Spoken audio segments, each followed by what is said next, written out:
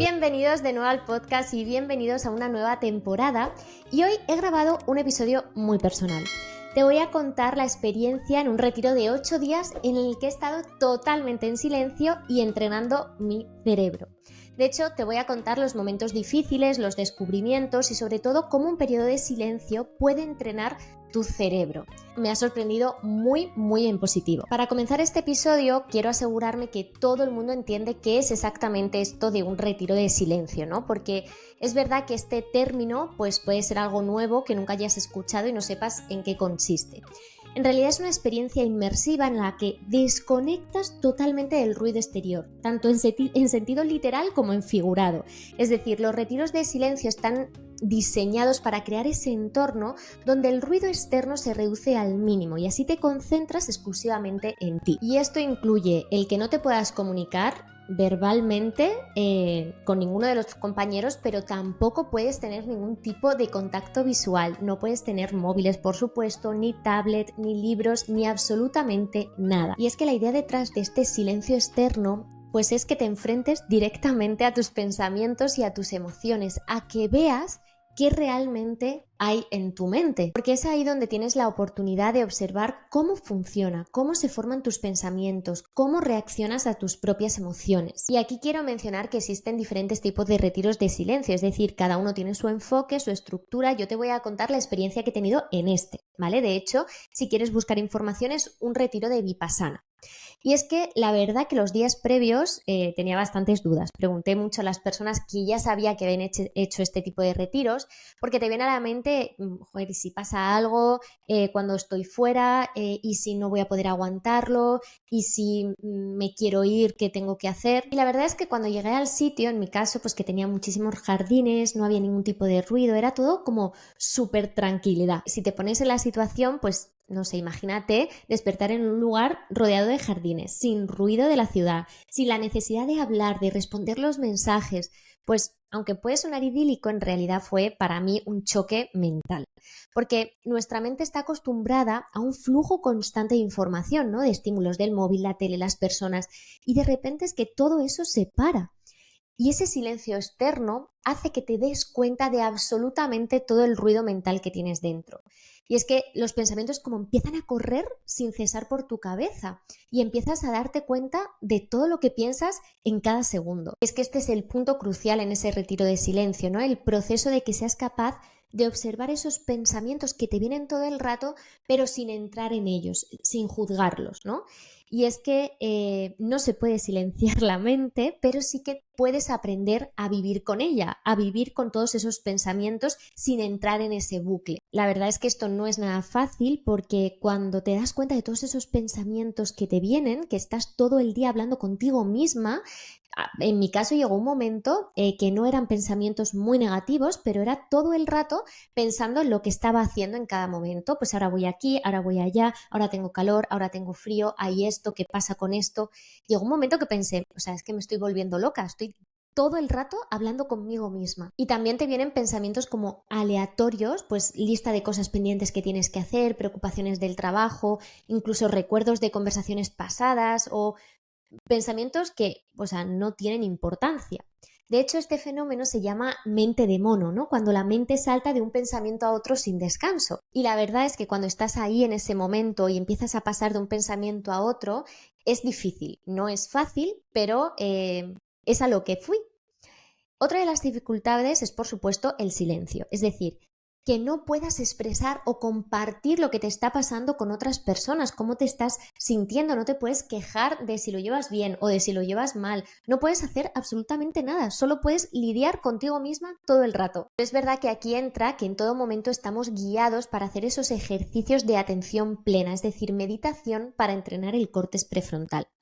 De hecho, la meditación que practicábamos era la atención en un punto, es decir, llevar tu atención a un objeto meditativo. Por ejemplo, pues la respiración abdominal, ¿no? Los primeros días era simplemente observar cómo tu abdomen sube y cómo baja. Y los primeros días al hacer estos ejercicios de atención yo me iba totalmente con todos los pensamientos que me venían, ¿no? Pero poco a poco empiezas a ver cómo empiezas a adiestrar tu cerebro. Y es que neurocientíficamente está comprobado que este ejercicio estimula la parte prefrontal, esa toma de decisiones, la planificación, la autorregulación, la modulación del comportamiento. Entonces, cuando practicas Vipassana, estamos entrenando esa corteza prefrontal pues para ser mucho más productivo, más eficiente y concentrarte mucho mejor. Otra de las áreas que entrenas cuando haces este tipo de ejercicios es la amígdala, que sabes que es esa central de alarmas que nos controla las emociones, particularmente se activa con el miedo, con la ansiedad, con el estrés. Y como te decía, la práctica regular de Vipassana ha demostrado que es capaz de reducir la activación de esta amígdala, y esto significa que con el tiempo tu cerebro se vuelve menos reactivo,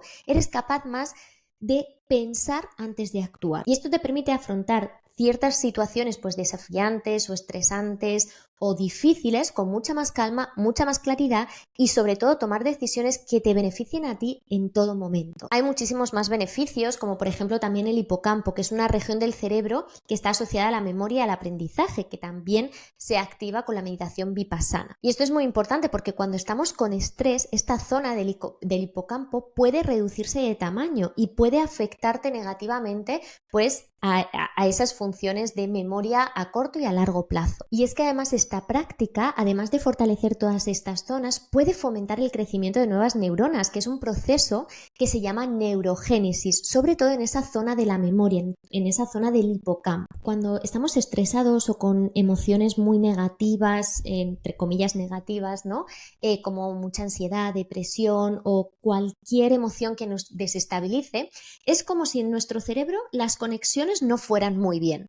Y este tipo de ejercicios mejora esa conectividad entre todas las regiones cerebrales. Y cuanto más conectividad tenemos entre todo el cerebro, pues mejor funciona, mayor integración tienes de todas las funciones cognitivas y de todas las funciones emocionales. Y por tanto empiezas a tener el control de tu cerebro. Esto significa que en lugar de reaccionar impulsivamente ante una situación estresante, pues tu cerebro va a ser capaz de pausar, evaluar y responder de una manera mucho más equilibrada. Y la verdad, si te soy sincera, pues obviamente todos estos beneficios yo no los logré ver al instante, pero sí que te tengo que explicar que a partir del día 4 tuve un pico de creatividad brutal. Y esto es porque se activa una zona del cerebro, una red neuronal, que es la red neuronal por defecto, que está compuesta por diferentes áreas. Esta red cerebral se activa cuando el cerebro está como en su mundo, en los pensamientos internos, recuerdos, autorreflexión, y es clave para la creatividad. Son esos momentos que dices eureka, insight, que seguramente habrás oído, ¿no?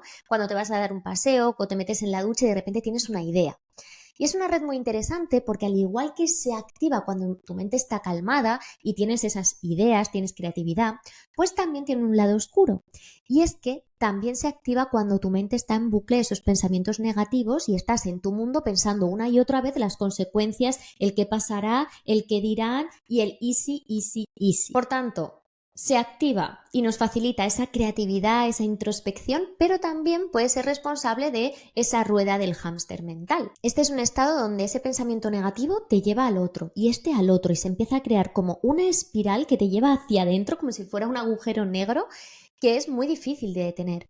Y en estos casos esa red neuronal por defecto, en lugar de ser una fuente de creatividad, pues se convierte en un generador de estrés y de ansiedad que te has creado tú en tu propia mente. Y aquí es donde esa meditación, ese ejercicio de atención plena, te da el poder. ¿Por qué? Porque entrenas tu mente para observar esos pensamientos sin dejarte arrastrar por ellos, sin dejarte de meter en la rueda del hámster. Aprendes a reconocer cuando estás teniendo ese tipo de rumiación de pensamientos y los cortas y vuelves a tu objeto meditativo. Es muy interesante porque aprendes a que tus pensamientos son simplemente eventos mentales que van y que vienen. Entonces, cuando tú eres capaz de observar todos esos pensamientos sin entrar en ellos, ahí es donde empiezas a tener control mental. Es donde empieza la corteza prefrontal se empieza a activar. Entonces esto te ayuda a reducir ese estrés y esa ansiedad porque eres capaz de reenfocar tu cerebro a otro punto atencional y no entrar en ese bucle que es el que te genera esa ansiedad y ese estrés constantemente. Por tanto, el reto no es eliminar esa actividad de la red neuronal por defecto, sino equilibrarla, que juegue a tu favor, que seas capaz de activarla en esos momentos de creatividad, pero cuando te das cuenta que estás un poco en bucle de pensamientos negativos, ser capaz de desactivarla y activar tu córtex prefrontal. Como ves, es un entrenamiento en toda regla, pero tiene todo el sentido y además de tener todo el sentido, está científicamente comprobadísimo. Por tanto, lo que me llevo de todo esto es la capacidad que tenemos de controlar nuestro cerebro, de poder cambiar nuestra programación, de poder cambiar tus reacciones, de poder aprender a dirigirla con todas esas herramientas.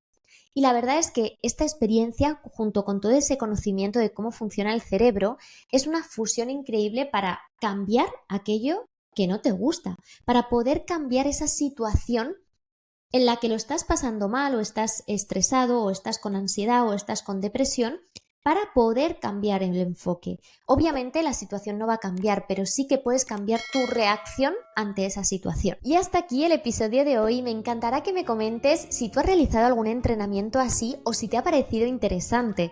Así que recuerda, suscríbete al canal y si quieres contactar conmigo me puedes escribir por Instagram @victoriabayón con B y con Y y terminado en 2 Ns. Muchas gracias y hasta la próxima semana.